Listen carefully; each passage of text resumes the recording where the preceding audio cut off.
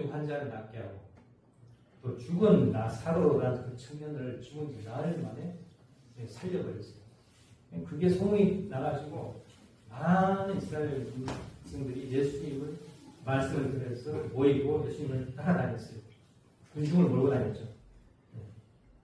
근데 거기에 대해서 대제사장, 가야바 대제사장과 시관들은 모여가지고 자기들 회의하면서 겉으로는 저렇게 많은 사람들이 예수를 따라서 몰려다니면 로마군이 반역으로 여겨가지고 그 무리뿐만 아니라 이스라엘 백성들에게 피해를 줄 수 있지 않을까 않겠냐. 저 그대로 놔두면 안 된다. 많은 사람은 피해를 입는 것보다는 한 사람이 없어지는 게 낫지 않겠느냐. 이렇게 회의했습니다.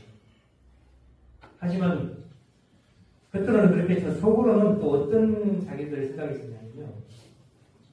많은 제가 이런 내용은 여러 가지 책과 논문에 그런 내용이 있습니다. 이스라엘 백성들이 그때 예루살렘 성전에 가서 기도하기를 고대했습니다.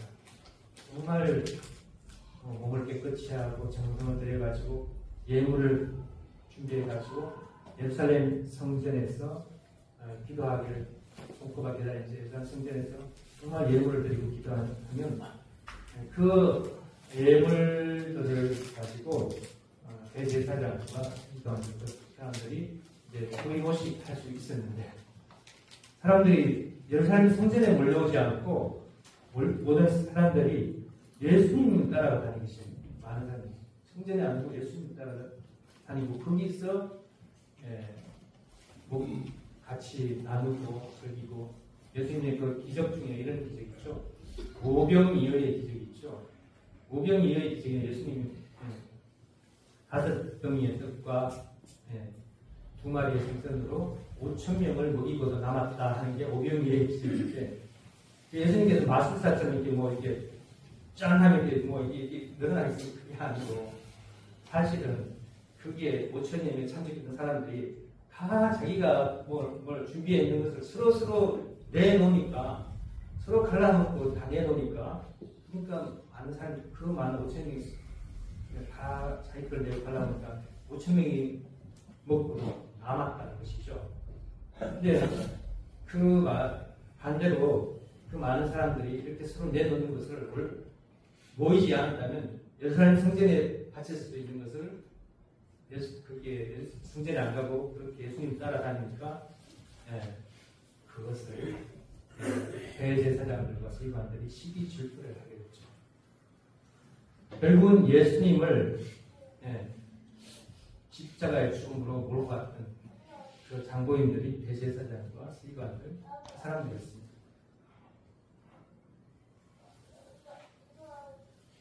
그리고 그 이후에 독생자 예수님을 믿고 따르지 않고 십자가의 고난길로 몰아갔던 데에 대한 회개를 하기는커녕 예수님께서는 원래부터 인간의 죄를 십자가의 보혈로 대속하기 위해서 오셨다. 즉 십자가의 고난은 자기들의 잘못이 아니라 하늘의 예정이었고 승리였다는 교리를 만들어 정하였던 것입니다. 사실 예수님의 말씀에 보면 이 죽음의 순잔을 제발 이 죽음의 순잔을 지나가게 하옵소서. 다만 내 뜻대로 마시고 아버지의 뜻대로 하옵소서. 이 죽음의 순잔을 지나가게 왜 그렇게 말하겠습니까? 하나님 뜻이라면 제가 죽었으라도 뜻이 이루어진다면 전 아무리 죽음의 순잔이라도 제가 마시겠습니다. 이렇게 말씀하시는 맞죠? 근데 왜 그렇게 말이죠? 그리고 십자가에 들어가기 전에 하신 말씀 중에 주여 주여 어째 저를 버리셨나이까 그런 말씀이죠. 왜 저를 버리셨다고 했겠습니까? 하나님의 뜻이 아니기 때문에 억울하게 안타깝게 돌아가셨기 때문에 그런 말씀을 하셨던 것입니다.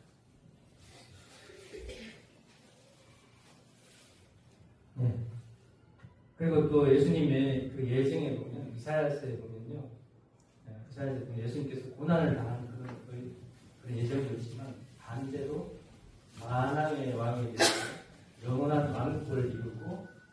만나는 그런 예정도 있습니다.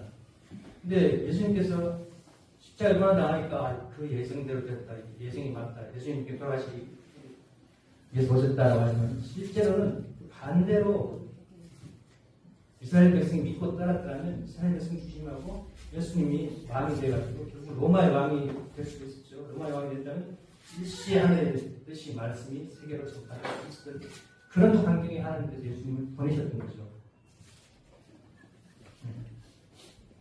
그런데 공회에서 그렇게 조리속으로 정했죠. 그리고 또 325년 니케아 공회에서는 예수님의 성령 잉태를 공식화하기도 했습니다. 우리 신화 중에 저도 이제 경주 김감이나 경주 김씨라는 또 미랑 박씨의 시절들은 다 아래에서 태어났다는 그런 신화가 있죠. 그것처럼 그 시대 사람들은 뭔가 신령한 사람들은 아래에서 태어났다는 예수님 때는 신령한 사람들은 그 시대 사람들은 성령 동정녀를 통한 성령 잉태가 된다. 그런 신화가 하다 그런 때였습니다. 그럴 때 예수님을 신기하기 위해서 어떻게 보면 그 공회에서 예수님을 성령 잉태설로 그렇게 또 공식화했던 것이죠. 여기에서 우리가 생각해야 될 것은 그 공회가 하늘의 뜻대로 되어진 것이 아니라 인간 중심한 생각에 의해서 되어진 것으로 만든 것입니다. 그렇기 때문에 유럽을 중심한 그 2000년의 기독교의 역사는 하늘을 보는 게 예수님의 사랑과는 거리가 먼 권위와 권력에 물들어서 부패해서 기독교를 원상으로 해서 공산주의가 태동해서 공산주의가 태어난 것입니다. 그래서 인간이 태초부터 인간이 쓴 게 아니죠. 요한복음 1장 1절 이하에 보면 태초에 하늘 본인께서 태초에 말씀 계신 그 말씀대로 모든 만물을 창조하셨다고 하셨습니다. 근데 창세기에도 보면 모든 만물을 창조한 이후에 가장 나중에 인간을 창조하였습니다. 그런데 우리는 그저 조금씩 식견으로 인간 중심하고 인간의 죄, 내 중심하고 인간 중심하고 우리 죄를 사해 주시기 위해서 오셨다. 우리를 구원해 주셨고 오셨다. 우리를 친구에 보내주셨다. 다 인간 중심 해석하죠. 우리 인간들이. 그래서 인간 중심한 생각이 아니라 피조 만물과 인간을 창조하신 하늘 부모님의 입장에서 창조 목적, 하나님의 뜻을 생각해 봐야 된다는 것입니다. 그래서 창세기 보면 이렇게 나옵니다. 하나님 부모님께서 5일간 피조 만물을 창조하신 때마다 보시기에 좋았더라 하시고 마지막 날 6일째 인간을 창조하시고 보시기에 심히 좋았더라. 근데 6일 동안 창조된 피조물 보고 좋았더라, 심히 좋았더라라고 하신 것은 하나님 기뻤다는 뜻이거든요. 기뻤다는 것은 하나님께서 기쁨을 얻기 위해서 피조 만물을 창조하셨구나라는 걸 알 수 있습니다. 하지만 인류조상 아담과 해와 또는 이브의 타락으로 슬픔과 고통에 빠져버렸고 타락으로 제약세계가 된 이 지상세계를 보고 너무나 안타까웠던 하나님께서 인류를 구원하고 제약세계를 본래 이상하셨던 지상천국을 만들기 위해서 예수님을 메시아로 오셨던 것입니다. 하지만 예수님을 메시아로 믿고 따르지 않음으로 말미암아 예수님께서는 십자가의 고난을 당하게 되었던 것입니다. 그리고 예수님께서 오신 뜻을 다 이루지 못했기 때문에 다시 오마라고 재림을 약속하셨던 것입니다. 그러므로 예수님께서는 하늘 부모님의 말씀을 전하고 성원하신 후에 하늘 부모님의 선의 혈통을 번성하게 하고 또 원죄를 청산해주는 그 중생의 역사로서 축복 결혼 의식을 했어야 될 것입니다. 하지만 그 뜻을 다 이루지 못하시고 십자가에 고난으로 안타깝게 돌아가셨기 때문에 돌아가실 때 주여 어찌하여 나를 버리셨나이까 할만하시거든 이 죽음의 순간 내게서 지나가게 하옵소서. 이렇게 말씀하셨던 것입니다.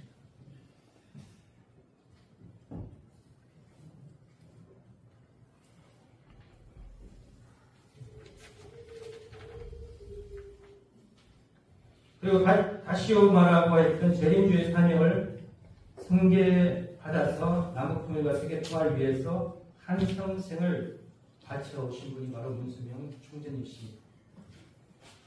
참 아버님이시고요. 그리고 그 유업을 이어서 하늘 부모님의 창조 목적인 지상 천국을 실질적으로 시연하고 계신 분이 바로 하나자 총재님 참 어머님이 되는 것입니다.